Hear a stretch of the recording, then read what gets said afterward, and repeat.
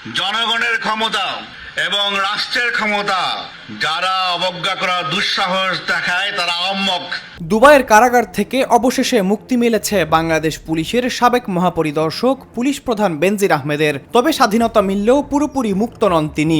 আদালতের কড়া শর্তে মিলেছে তার জামিন। সংযুক্ত আরব আমিরাতের আদালত গত সোমবার 27 জুলাই তার জামিন আবেদন মঞ্জুর করেন। পরে বৃহস্পতিবার 30 জুলাই প্রয়োজনীয় আইনি প্রক্রিয়া শেষে তিনি কারামুক্ত হন। কারামুক্তির পর দেশের একটি গণমাধ্যমকে বেনজির আহমেদ বলেছেন, তিনি আইনি প্রক্রিয়ায় জামিনে মুক্তি পেয়েছেন।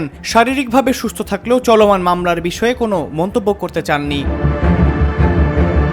দুবাইয়ে সংশ্লিষ্ট একাধিক সূত্র জানিয়েছে, আদালত তার জামিনের ক্ষেত্রে বেশ কিছু কঠোর শর্ত আরোপ করেছেন। এর মধ্যে রয়েছে বেনজির আহমেদের পাসপোর্ট আদালতের হেফাজতে জমা থাকবে এবং আদালতের পূর্বানুমতি ছাড়া তিনি সংযুক্ত আরব আমিরাত ত্যাগ করতে পারবেন না। তবে কারামুক্তির পর তিনি ইউরোপে একটি দেশে যাওয়ার চেষ্টা করেছেন বলে তার পারিবারিক সূত্র জানিয়েছে।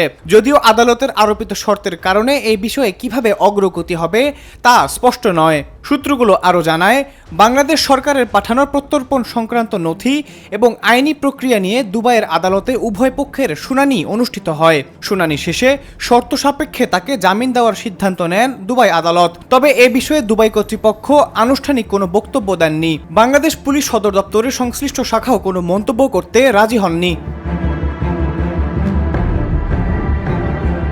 এর আগে দুর্নীতি দমন কমিশনের দায়ের করা মামলার পরিপ্রেক্ষিতে দুবাই পুলিশের সহায়তা এবং ইন্টারপোলের সমন্বয়ে বেনজির আহমেদকে দুবাইয়ে গ্রেপ্তার করা হয়। গত 12 জুন এক আনুষ্ঠানিক চিঠির মাধ্যমে দুবাই পুলিশ বাংলাদেশ কর্তৃপক্ষকে তার আটকের বিষয়টি অবগত করেছে।